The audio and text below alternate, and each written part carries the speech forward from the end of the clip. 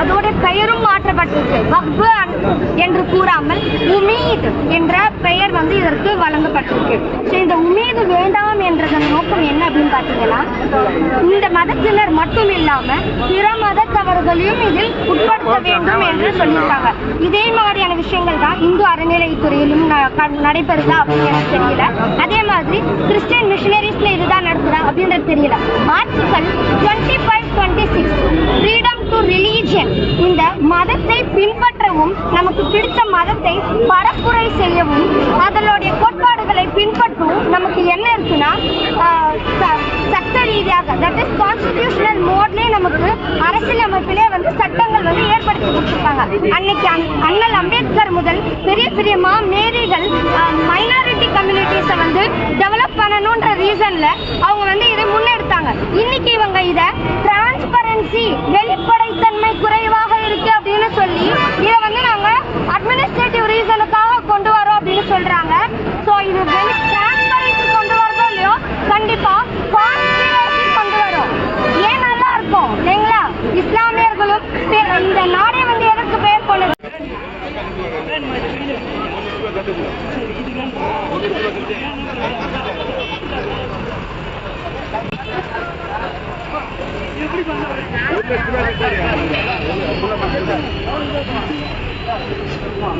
ஐயா அப்படியே கொஞ்சம் பின்னாடி போங்க, பின்னாடி போனாங்க அப்படியே பேக் சைடு தள்ளிங்க, அப்படியே பின்னாடி வாங்க,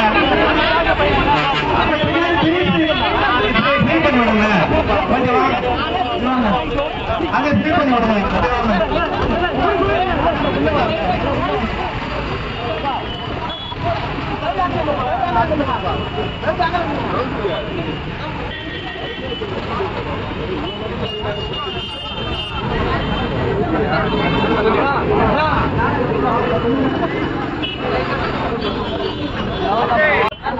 பிறப்பத்தோடு எல்லா இணைப்பும் தமிழக வெற்றி கழகம் தலைவர் தளபதி அவர்களின்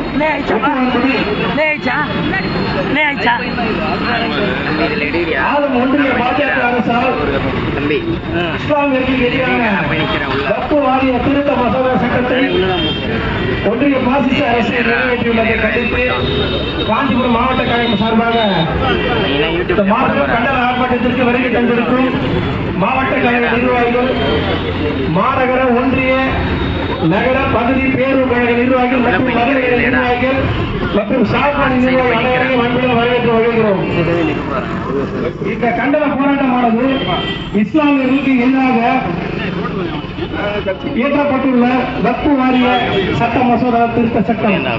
இந்த சட்டத்தால் இஸ்லாமியர்கள் பாதிக்கப்படுகிறார்கள் என்பதற்காகவே இந்திய அரசு சட்டத்தில் எழுதப்பட்டுள்ள சட்டமானது இஸ்லாமியர்களுக்கு எதிராக இன்று வகுப்பு வாரியம் என்ற சட்ட திருத்த சட்டம் கொண்டு வரப்பட்டுள்ளது. ஒரு இஸ்லாமியர்கள் கூட சட்ட வரையில் இல்லாத சட்டம் எதற்கு? இஸ்லாமியர்கள் நலனுக்காக இயற்றப்படும் சட்டம். இஸ்லாமியர்கள் கூட இல்லாத அந்த சட்டம் எதுக்கு என்பதால் எங்களுடைய கேள்வியாக இங்க முன்வைக்கப்படுகிறது. ஒன்றிய பாஜக அரசு சொல்வது போல வக்ஃப் சட்ட திருத்தம் இஸ்லாமியர்கள் நலன் காக்கும் சட்டம் என்பது உண்மையானால் அதை தாக்கல் செய்ய கூட அவர்களிடம் ஏன் இஸ்லாமிய பிரதிநிதி ஒருவர் கூட இல்லை என்பதுதான் தமிழக வெற்றிக் கழக தலைவருடைய கேள்வியாக உள்ளது. வக்ஃபு சட்ட திருத்த மசோதாவை உடனே திரும்ப பெற வேண்டும். இதனை செய்யாத பட்சத்தில் இஸ்லாமிய சகோதரர்களுடைய தமிழக வெற்றிக் கழகம் இறுதி வரை போராடும் என்பதை இந்த நேரத்தில் தெரிவித்துக் கொள்கிறோம்.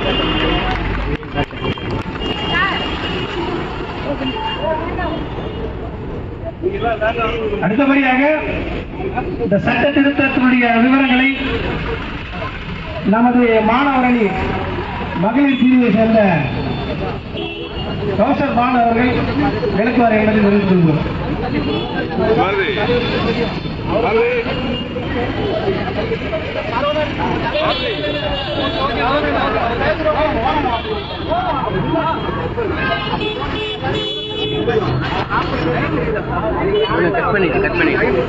வக்ஃபு சட்ட திருத்த மசோதாவை ஒன்றிய அரசு திரும்பப் பெற வேண்டும். இந்திய அரசியலமைப்பு மாண்பை உறுதிப்படுத்த வேண்டும்.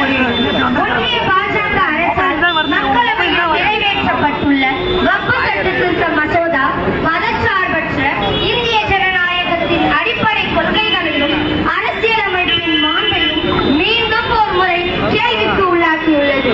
ஒன்றியத்தில் ஆளும் பாஜக அரசு தொடர்ந்து அரசியலமைப்பின் மீது களங்கம் ஏற்படுத்தி வரும் ஒரு மோசமான போக்காக வக்ஃபு வாரிய சட்ட திருத்த மசோதாவை நிறைவேற்றியுள்ளது.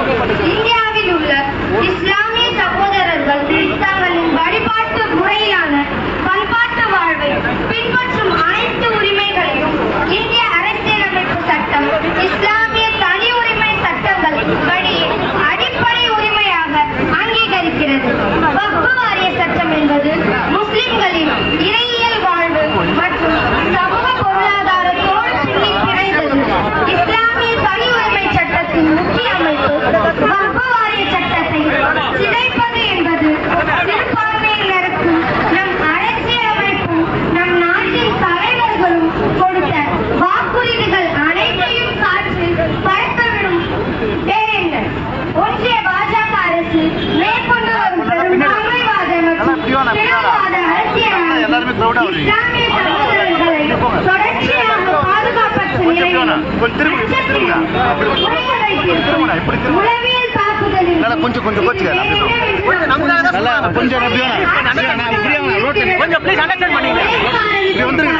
கூட்டணி கட்சிகளின் துணையோடு எந்த ஒரு சமூக நல்லிணக்கத்திற்கு எதிரான சட்டத்தையும் நிறைவேற்றி விடலாம் என மனநிலை கொண்ட ஆட்சியாளர்கள் மக்களின் கண்ணெழுச்சி மூலம் எதிர்கொண்ட விளைவுகளை வரலாறு முழுக்க நாம் பார்த்திருக்கிறோம். இஸ்லாமிய சிறுபான்மையினரின் நலன் காக்கவே இச்சட்ட திருத்தம். எதிர்கட்சியினர் அவர்களை தவறாக திசை திருப்புகிறார்கள் என்றெல்லாம் வெற்றுவாதத்தை ஒன்றிய ஆளும் ஆட்சியினர் முன்வைக்கின்றனர். ஒன்றிய பாஜக அரசு சொல்வது போல இது இஸ்லாமியர்களின் நலன் காக்கும் சட்டம் என்பது உண்மையானால் அதை தாக்கல் செய்யக்கூட அவர்களிடம் ஏன் ஒரு இஸ்லாமிய பிரதிநிதி ஒருவர் கூட இல்லை என்பதை வலியுறுத்தி இந்த போராட்டமானது இன்று தொடர்கிறது.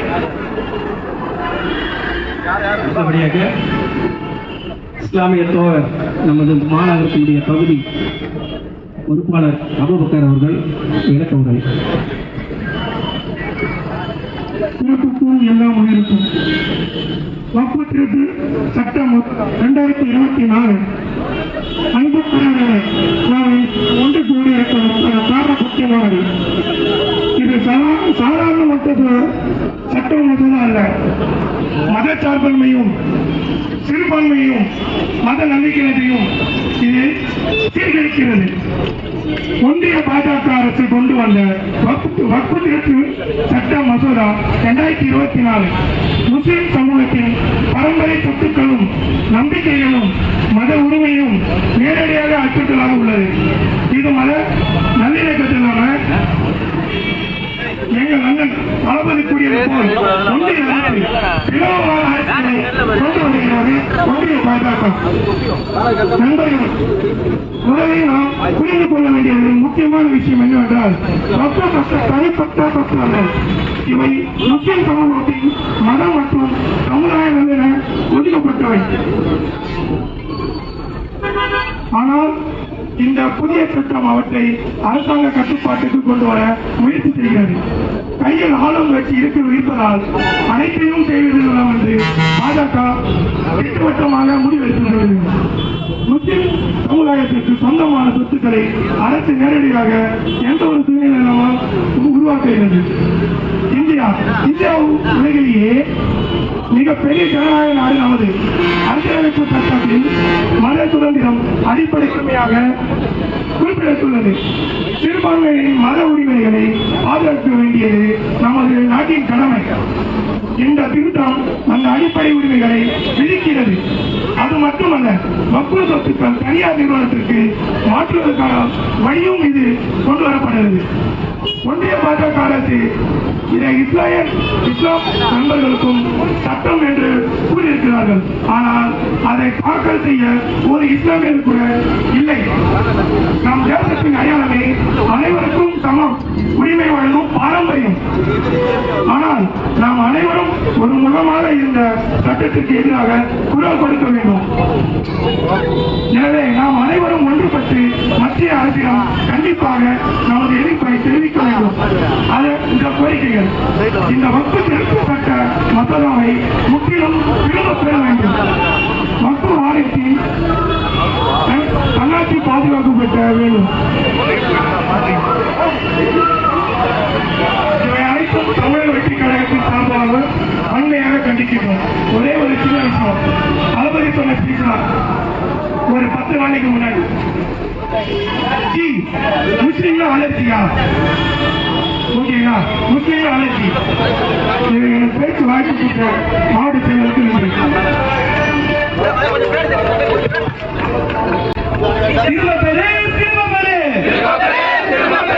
வக்ஃப் சட்ட திருத்த மசோதாவை ஒன்றிய அரசே திரும்ப பெறு. ஒன்றிய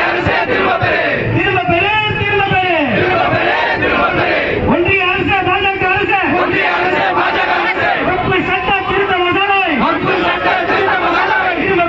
திரும்ப பெறு. நிராகரிப்போம். வக்ஃப் சட்ட திருத்த மசோதாவை நிராகரிப்போம். படிக்காதே இஸ்லாமியர்களின் உரிமைகளை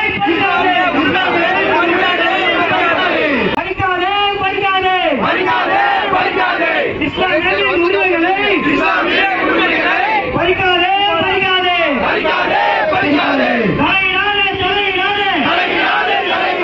ஒன்றிய அரசு பாஜக அரசு வக்ஃப் சொத்துக்கள் ஒன்றிய அரசு தலையிடாதே. எதற்கு வக்ஃப் சொத்துக்களை பாதுகாக்கும் குழுவில் மற்றவர்கள் எதற்கு? எதற்கு? ஆபத்து. ஒன்றிய அரசால் ஆபத்து. வக்ஃப் சொத்துக்களுக்கு ஆபத்து. வேண்டாம். ஒன்றிய அரசின் வக்ஃப் சட்டம் வேண்டாம்.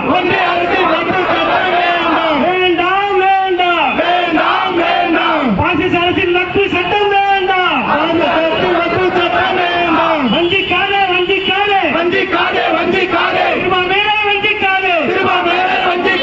பிளவுபடுத்தாதே.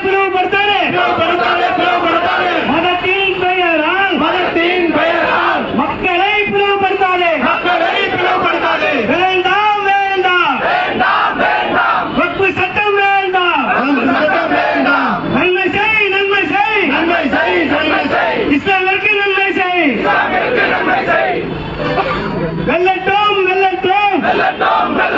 போராட்டம் வெல்லட்டும். ஆர்ப்பாட்டம். தமிழக வெற்றி கழகத்தின் ஆர்ப்பாட்டம். போராட்டம். இஸ்லாமிற்கான போராட்டம். ஆர்ப்பாட்டம். மத நல்லிணக்கத்துக்கான ஆர்ப்பாட்டம். இந்த வக்ஃபானது கடைபிடித்துக் கொண்டு வரப்படும். பட் இந்த மாதிரியான ஒரு வக்ஃப் இது இஸ்லாமியர்களுக்கான ஒரு உரிமை சட்டமா நம்ம பார்க்கணும். இன்ஸ்டிடியூஷனல் மெத்தடாலஜி ஐடியாலஜியா வந்து நம்ம இந்த வக்பா வந்து பாக்குறோம். இதை தவிர்க்கும் வரை குறைக்கும் வண்ணமா வந்து என்ன பண்ணப்படுதுன்னா 2024 போகப்பட்டு இப்போ 2025 வந்து சட்டமாக வெளியிடப்பட்டுள்ள அதோட பெயரும் மாற்றப்பட்டிருக்கு. வக்பு என்று கூறாமல் உமீத் என்ற பெயர் வந்து இதற்கு வழங்கப்பட்டிருக்கு. இந்த உமீது வேண்டாம் என்றதன் நோக்கம் என்ன அப்படின்னு பாத்தீங்கன்னா, இந்த மதத்தினர் மட்டும் இல்லாம பிற மதத்தவர்களையும் இதில் உட்படுத்த வேண்டும் என்று சொல்லியிருக்காங்க. இதே மாதிரியான விஷயங்கள் தான் இந்து அறநிலையத்துறையிலும் நடைபெறுதா அப்படின்னு எனக்கு தெரியல. அதே மாதிரி கிறிஸ்டியன் மிஷனரிஸ்ல இதுதான் நடக்குதா அப்படின்றது தெரியல. ஆர்டிகல் 25-26 ஃப்ரீடம் டு ரிலீஜியன், இந்த மதத்தை பின்பற்றவும் நமக்கு பிடித்த மதத்தை பரப்புரை செய்யவும் அதனுடைய கோட்பாடுகளை பின்பற்றவும் நமக்கு என்ன இருக்குன்னா சட்ட ரீதியாக தட் இஸ் கான்ஸ்டிடியூஷனல் மோட்லேயே நமக்கு அரசியலமைப்பிலே வந்து சட்டங்கள் வந்து ஏற்படுத்தி கொடுத்துருக்காங்க. அன்னைக்கு அண்ணல் அம்பேத்கர் முதல் பெரிய பெரிய மேரிகள் மைனாரிட்டி கம்யூனிட்டிஸை வந்து டெவலப் பண்ணணுன்ற ரீசன்ல அவங்க வந்து இதை முன்னெடுத்தாங்க. இன்னைக்கு இவங்க இதை டிரான்ஸ்பரன்சி வெளிப்படைத்தன்மை குறைவாக இருக்கு அப்படின்னு சொல்லி இதை வந்து நாங்க அட்மினிஸ்ட்ரேட்டிவ் ரீசனுக்காக கொண்டு வரோம் அப்படின்னு சொல்றாங்க. ஸோ இது டிரான்ஸ்பரன்சி கொண்டு வரதோ இல்லையோ கண்டிப்பா கான்ஸ்பிரசி கொண்டு வரும். ஏன் நல்லா இருக்கும் இல்லைங்களா? இஸ்லாமியர்களும் இந்த நாடே வந்து எதற்கு பெயர் கொண்டது? யூனிட்டி இன் டைவர்சிட்டி, வேற்றுமையில் ஒற்றுமை காணக்கூடிய நாடு தான் நம்முடைய நாடு. இதில் மதத்தின் பெயரில் அந்த சிறுபான்மையினின் பெயரில் கலவரத்தை தூண்டும் வகையிலே தான் இந்த ஆளும் பாசிச பாஜக அரசானது இந்த சட்ட திருத்தங்களை மேலும் மேலும் முஸ்லிம்களை ஒடுக்கப்படும் கூட வகையில இந்த சட்ட திருத்தங்களை வந்து மேற்கொண்டுகிட்டே இருக்கு.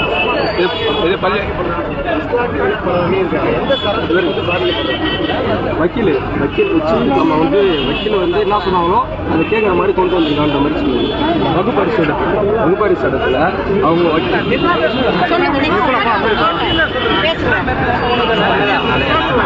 ஒன்றிய அரசு பிஜேபி அரசு என்ன சொல்றாங்கன்னா அந்த வகுப்பறை சட்டத்தை வந்து இவங்க அரசாங்கத்தில் கொண்டு வரணும். வக்கீல் பெரிய பெரிய வக்கீல்களை வச்சு அந்த ஜட்ஜி என்ன சொல்றாங்கன்னா அதை பற்றி தான் கேட்கணும். இப்போ வந்து பள்ளிவாசல் வந்து வகுப்பறை சட்டத்தில் தான் இருக்கு. இந்த பள்ளிவாசல் வந்து வகுப்பறை சட்டத்தில் இருக்கிறனால இவங்க கோர்ட்ல வந்து என்ன சொல்லுவாங்கன்னா ஜட்ஜி அந்த வகுப்பறை சட்டத்தை பள்ளிவாசல் இருக்கா அதை வந்து உடனே ஆக்கிரமிப்பு செய்யணும். அந்த ஒன்றிய அரசு ஆக்கிரமிச்சு வச்சு பள்ளிவாசல் இடிப்பாங்க. பள்ளிவாசல் இடிக்கிறது தான் அவங்களோட நோக்கமே.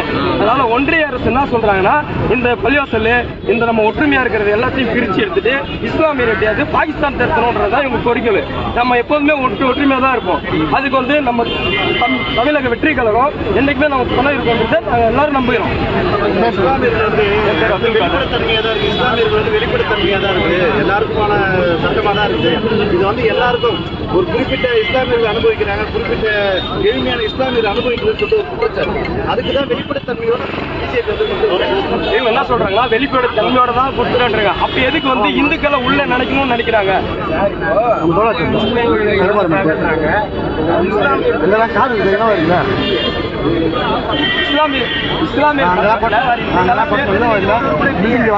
எல்லாரும் உள்ளதான் இருக்கிறாங்க. அவங்க வெளியே காட்ட முடியாத பிஜேபி அரசும் இந்த திமுக அரசும் எல்லாரும் வந்து எங்க இஸ்லாமியர் வந்து நசுக்கிறாங்க. இவங்க வரக்கூடாது, இந்துக்களை கொண்டு வந்து இந்த எல்லாமே ஒற்றுமையா தான் இருக்கும். ஆமா, நம்ம எல்லாம் ஒற்றுமையா தான் இருக்கும். ஒன்றிய அரசு மட்டும்தான் இவங்க வந்து எப்படியாவது வந்து இந்த வகுப்பு. நான் ஒன்னே கேட்கிறேன், நீங்க இந்து அறநிலை சட்டத்துல யாராவது ஒரு முஸ்லீம் இருக்காங்களா? ஒரு முஸ்லீம் இல்ல. நீங்க வந்து இந்த மாதிரி நம்ம பாபர் மசூதி இடிச்சுட்டு பாபர் மசூதி இடிச்சுட்டு இப்போ வந்து அந்த கோயில் கட்டினாங்க இல்லைங்களா? அந்த கோயில் வந்து யாராவது ஒரு முஸ்லீம் வந்து போட்டிருக்காங்களா? எதுவுமே இல்லை. அப்போ மட்டும் என் வகுப்பறை சட்டத்தை மட்டும் இந்துக்களை உள்ள நுழைச்சு அவங்க போராட்டம் பண்ணி 2 பேரையும் பிரிக்கணும்னு நினைக்கிறாங்க. நாங்க எப்போதுமே ஒற்றுமையா தான் இருப்போம். இந்துக்கள் வந்து இஸ்லாமியர்கள் பிடிக்கல, இஸ்லாமியர்களுடைய சிறுபான்மையர்கள் சம்பாதிப்பாரு. ஒருத்தர் 10,000 ரூபாய் சம்பாதிப்பாரு. 10,000 ரூபாய்க்கு சேர்த்துதான் அந்த 1 லட்ச ரூபாய் இந்த சட்டத்தை கொண்டு வந்து மத்திய அரசு சொல்றதுனால அதெல்லாம் நம்ம ஏற்க முடியாது. மத்திய அரசு என்ன சொன்னாலும் இது வந்து இஸ்லாமியருக்கு ஆப்போசிட்டா தான் இருக்கு. ஏதாவது ஒரு குறிகள் சொல்லுங்க, இது வந்து இஸ்லாமியருக்கு சப்போர்ட்டா இருக்குன்னு சொல்லிட்டு ஒன்றிய அரசு ஏதாவது முன்னெடுத்து வந்திருக்கா? எதுவுமே கிடையாது. ஆனா ஒண்ணுமே இல்லைன்னா இப்போ ஜெனரலா இந்த ரூல் என்ன அப்படின்னு பாத்தீங்கன்னா, இது வந்து இஸ்லாமியர்கள் தனக்கான ஒரு சட்டத்தை ஒரு சட்டங்களை பிரிச்சு வச்சிருப்பாங்க. பட் இப்போ வந்து இதுல டிஸ்ட்ரிக்ட் கலெக்டர் பர்பஸும் அண்ட் தென் அட்மினிஸ்ட்ரேட்டிவ் பர்பஸ்க்காக பொலிட்டிக்கலா வந்து இதுல இன்வால்வ் ஆகுறதுனால யாரோட டாமினன்ஸ் அதிகமா இருக்குமோ அவங்க சொல்றதுதான் வந்து கடைசியில வந்து ரூலா அக்செப்ட் பண்ணிக்கப்படும். அதை வந்து முன்னெடுக்கிறது காரணமா தான் இவங்க வந்து இதை திணிக்கிறாங்க அப்படின்றத நாங்க சொல்றோம். இதை எடுத்துட்டாங்கனாலே இப்போ எப்படி இருக்கோ அதே மாதிரி ஆஸ் யூஷுவல் நம்ம வந்து அதை கடைபிடிச்சிட்டு போவோம் அப்படின்றத என்னோட கோரிக்கை. இஸ்லாமியர்களை பொறுத்த வரைக்கும் வந்து பாத்தீங்கன்னா மேல இருக்கிறவங்க கீழே இருக்கிறவங்க இல்ல. சட்டப்பேரவையில எந்த முஸ்லீம் வந்து பேச விடுறீங்க? ஒரு இஸ்லாத்துக்கு நீங்க என்ன ஒரு பாசிட்டிவான விஷயத்தை கொடுக்குறீங்க? பாராளுமன்றத்துல ஒரே ஒரு முஸ்லீம் மட்டும் தான் பேசுறாரு. அவரை பேச விடுறதுக்கான வாய்ப்புகளே கிடைக்கல. காந்தி அந்த நேரத்தில் சொன்னார், சுதந்திரம் வாங்கும் போது இஸ்லாமியர்கள் இந்தியர்கள் பாகிஸ்தானுக்கு போறோம் போங்க, நாங்க இந்தியன் முஸ்லீம், எங்களை ஏன் நீங்க பிரிக்கணும்னு நினைக்கிறீங்க? நாங்க இந்துக்கள் இல்ல, இந்தியன் முஸ்லீம், நாங்க எல்லாருமே சமூகமா தான் இருக்கோம். எங்க சமூகத்தை நீங்க கெடுக்கணும்னு நினைக்கிறீங்க. பிஜேபி அரசு வந்து ஜெய் ஸ்ரீராம் மட்டும் தான் சொல்ல நினைக்கிறீங்க. என்னாலே சொல்ல முடியும் ஜெய் ஸ்ரீராம். நீங்க அல்லாஹ் அக்பர்னு சொல்லும் போது உங்களுக்கான பிரச்சனை என்ன? ஒரு முஸ்லீம் வளர்றதால உங்களுக்கு என்ன பிரச்சனை? ஒரு நல்லதை கெட்டதுன்னும் போது நாங்க சமத்துவமா இருக்கோம். என் மாவட்ட செயலாளர் ஒரு இந்து, நான் ஒரு முஸ்லீம், எனக்கான இடத்த அவர் கொடுத்திருக்காரு. என்னோட சமூகம் எனக்கு கொடுக்குது, என்னோட தமிழக வெற்றி கழகம் கொடுக்குது. பிஜேபியில எந்த முஸ்லீம் உட்காந்து பேசுறீங்க? யார் பேசுறாங்க? முதல்ல முஸ்லீம்களை வாய பேச விடுங்க. இந்த சட்டம் வந்து பாத்தீங்கன்னா சிறுபான்மையா இருப்பாங்க, சம்பளம் குறைவா, ஏதோ ஒரு முன்னேற்றம் இல்லாம இருப்பாங்க, அவங்களுக்கு பொருந்தும். கண்டிப்பாக பொருந்தாது. நானும் ஏழப்பட்டவன் தான். தினமும் மாசம் 500 ரூபாய்க்கு வரும்போது தான் இது வரைக்கும் வக்குவாறு கட்டத்துல எனக்கு ₹1 கூட வரல. இடம்லாம் கான்செப்ட் பண்றது, அதுக்கு நீங்களே போய் அதை அனுபவிச்சிருக்கீங்களா? இல்ல, ஒரே 100 ஆண்டுகளா ஒரே அவங்க வாங்கி இல்லாதப்பட்ட கொடுக்குறாங்க.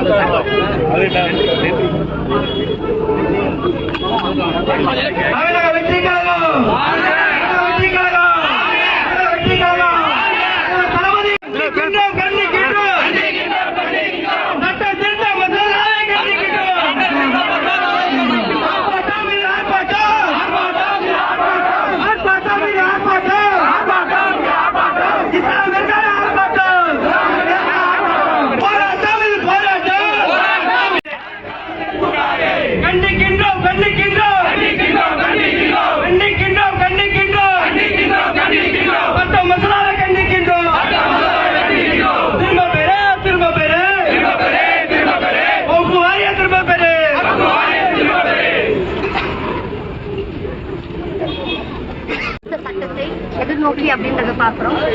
ஒரே ஒரு பாயிண்ட் மட்டும் சொல்லிக்கிறேன். சரக்கு 13 ஆர்டிகல் 13 சப்கிளாஸ் 2ல என்ன எழுதப்பட்டிருக்குன்னா, freedom rights, that is fundamental rights. அதை வந்து எந்த ஒரு வேற ஒரு லா மீறப்பட்டதுன்னா அந்த சட்டத்தை வாய்ட், நல், அது வந்து செல்லாது அப்படின்றதை குறித்தே வந்து நமக்கு 13வது சரத்து குறிச்சிருக்கு. இது வந்து நிறைய சட்டங்களை, கிட்டத்தட்ட 4 சட்டங்களை இது மீறுது. அதனால இதை வந்து நல், வாய்டா வந்து அறிவிக்கணும் அப்படின்றதை முன்னெடுத்து நம்மளுடைய தலைவர் தளபதி அவர்கள் அறிவுறுத்தலின்படி காஞ்சி அண்ணன் SPK தென்னரசின் ஆதரவின் படியும் நம்ம என்ன பண்ணியிருக்கோம்னா, இன்னைக்கு ஒரு மெகா போராட்டம், ஒரு ஆர்ப்பாட்டமானது முன்னெடுத்திருக்கோம். இது வந்து இங்க மட்டும் இல்ல, தமிழ்நாடு முழுவதும் இப்பவே அண்ணன் ஆட்சிக்கு வருவதற்கு முன்னாடியே யாருக்கு என்ன தேவையோ அதை பார்த்து பார்த்து வந்து நமக்கு சப்போர்ட்டிவா இருக்காரு. அவர் ஆட்சிக்கு வந்தார் அப்படின்னா மனசாட்சிக்கு விரோதம் இல்லாம அவரு தன்னுடைய